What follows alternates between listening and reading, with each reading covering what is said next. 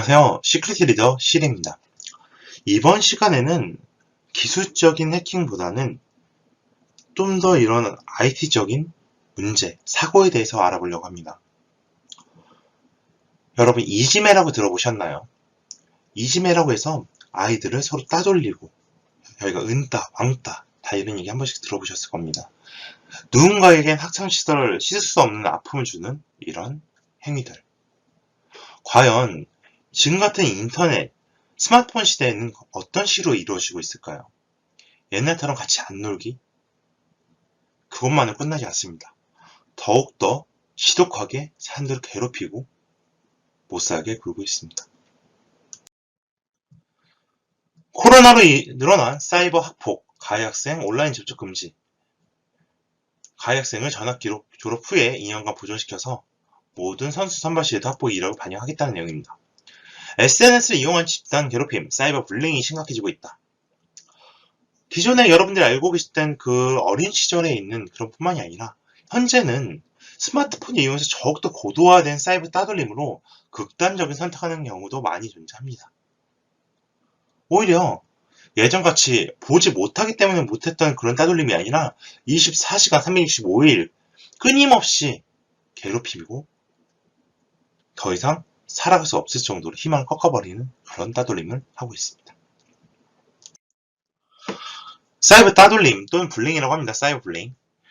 인터넷, 휴대전화, 정보통신 기기를 이용해서 특정 학생을 대상으로 지속적 반복적인 심리적 공격을 가하거나 개인정보 허위사실 유포해서 상대방이 고통을 느끼도록 하는 모든 행위들을 말하고 있습니다.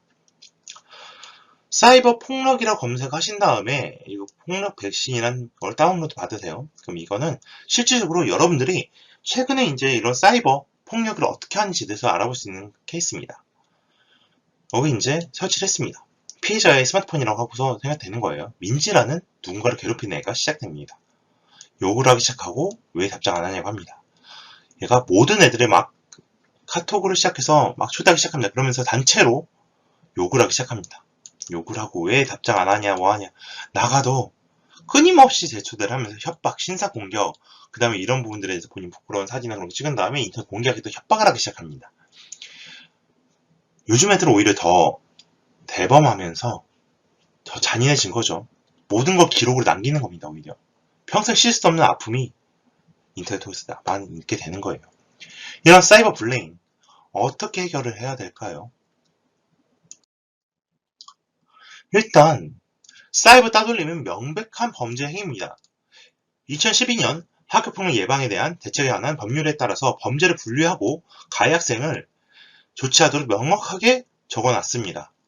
사이버 따돌림이 기존의 사이버 폭력, 학교 폭력에 대해서 유형에 포함됨에 따라서 가해자는 학폭이죠. 폭력대책자치위원회의 의결을 받아서 처벌받을 수 있게 되어 있어요.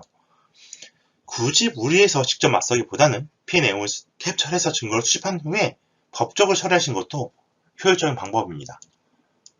그래서 반드시 당하고 있는 것만이 방법은 아닙니다. 모든 피해 사실을 캡처하고 증거를 수집한 다음에 경찰서로 가서 범죄 행위에 대해서 대응하실 수 있습니다.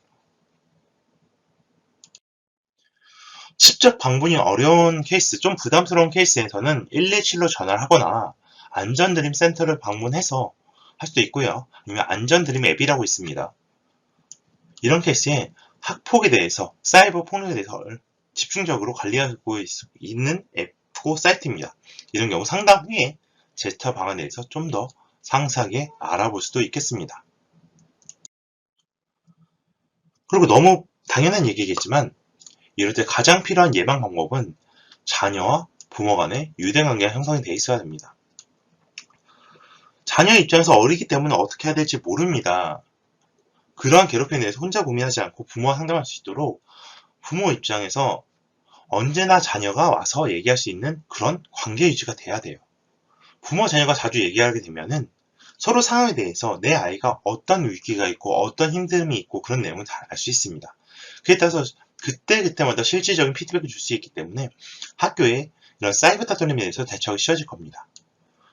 그리고 또한 이렇게 만약에 인지하게 된다면 사이버 대응이 실제로 필요하다고 느끼게 되면 실질적인 대응이 필요하면 학교 전담 경찰관이라든지 학교 선생님 등에게 알리는 방법도 있습니다. 학교마다 요즘은 다 전담으로 이런 사이버 따돌림, 학폭에 대해서 대응할 수 있는 경찰관이 다 배정이 돼 있어요. 그럼 법적 대응을 하는 것도 방법입니다. 이런 부분에서 자녀분, 어린 학생분들만 혼자서만 생각하지 마시고 반드시 부모와 함께 얘기하시고 철저하게 계획하에 대응을 하시는 것이 중요합니다. 이런 온라인을 통한 사이버 따돌림이 가장 좋은 대응 방안은 어떤 게 있었을까요? 안전드림 앱 센터 같은 부분에 얘기하는 분도 존재하고요. 127이죠. 127. 그런 센터에 신고하는 겁니다.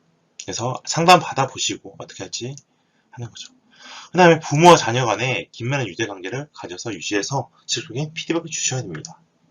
또한 법률적으로 문제가 되기 때문에 이런 사이버 따돌림은 전부 다 증거를 수집하셔야 돼요.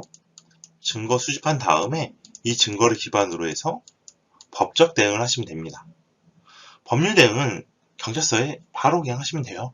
다 신고 가능합니다. 이건 학력폭력법에 따라서 다 관리하기 때문에 그런 부분 대응을 하시면 효율적일 것 같습니다. 지금까지 고생 많으셨습니다. 감사합니다.